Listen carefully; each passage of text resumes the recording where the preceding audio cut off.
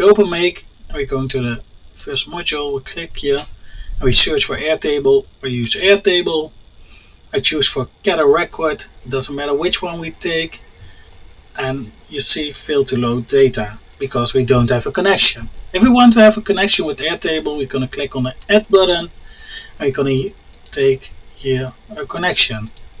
But at the moment there is no connection, so as you see we can't connect. So we're going to Airtable and you can see airtable.com create/tokens. If you have a blue button, we click on the blue button and we're going to give our token a name. The name of our token will be example. For you it will be another name, but for me it's example. Now we can choose what kind of scope we want to give to the secret key. We give it the read instruction, write instruction, and we choose to structure. If you want to add more, you can always give a larger scope than I choose here.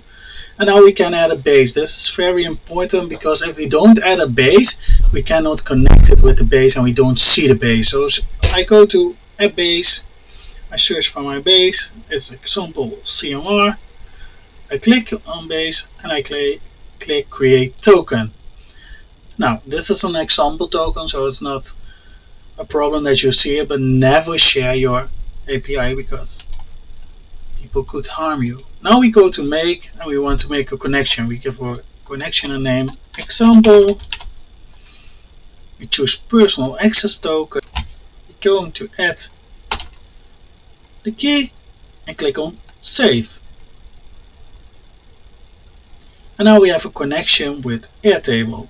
Now we can go to example CMR and we can set our settings. We can choose the table, we could choose record ID, we can do a lot of things, but for now it was only to let you see how you can make a connection in Airtable. So in this way we get a connection with Airtable and make.com. I hope you enjoyed this video and that you will smash the like button and see you the next time.